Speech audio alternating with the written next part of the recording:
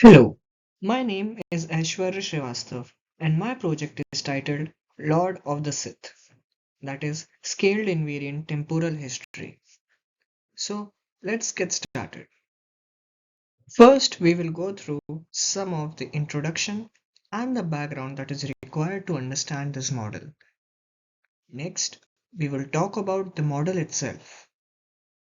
And finally, we will talk about the results and what they mean. The main motivation of this project is that natural systems may unfold over variable timescales. For example, someone may speak very slow or someone may speak really fast. So, devices like the speech recognition system require the models that they are based on to be invariant to the temporal scaling.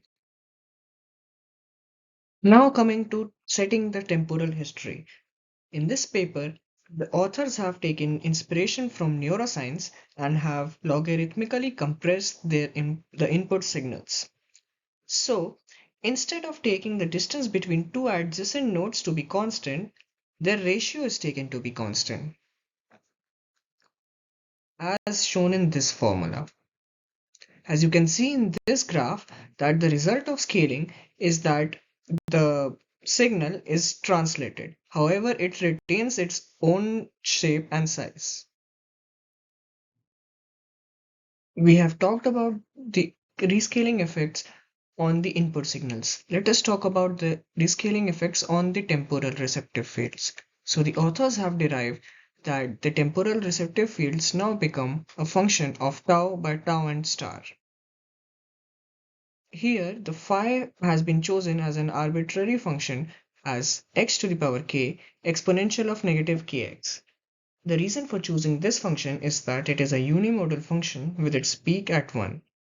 K is an arbitrary constant in this case, and the effect of k on the values of y have been plotted in this graph. Let's come to the SITH network. So SITH is a deep convolutional neural network.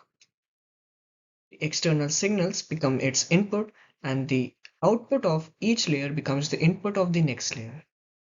The SITH layer comprises of the SITH layer, the convolutional layer, the max Borim layer, the dense layer, and finally the ReLU activation function. In this graph, you can see that this is the fast scale, this is the normal scale, and this is the slow scale. And at the output of the max pooling layer, all three of them give the same output, thereby implying that the network is indeed invariant to the time scales. Let us take a look at the results now. The experiment is Morse code decoder experiment. I have trained my model for 500 iterations with a batch size of 8, having 33,256 weights. The default train scale was 10, which is marked by the red line in this graph, and the blue points indicate the test scales. I got an average accuracy of about 40%. Even though I trained my model for far less iterations than what the authors did, I still get reasonable and acceptable accuracies for the test case that the model has not been trained upon. This is consistent with the fact that the model generalizes well over timescales that it has not seen before. However, when we take a look at extremely low test scales or extremely high test scales, the model fails to predict the results accurately, or we can say that the accuracy decreases. This is consistent with the author's implementation of this experiment. As you can see, the accuracy is pretty low when the scales are low, and it again falls down when the scales are pretty high. However, the authors have not provided any ranges for which their model holds. My hypothesis is that the choice of the phi function might be causing this decay, because the logarithmic compression is still a very good approach. Thank you.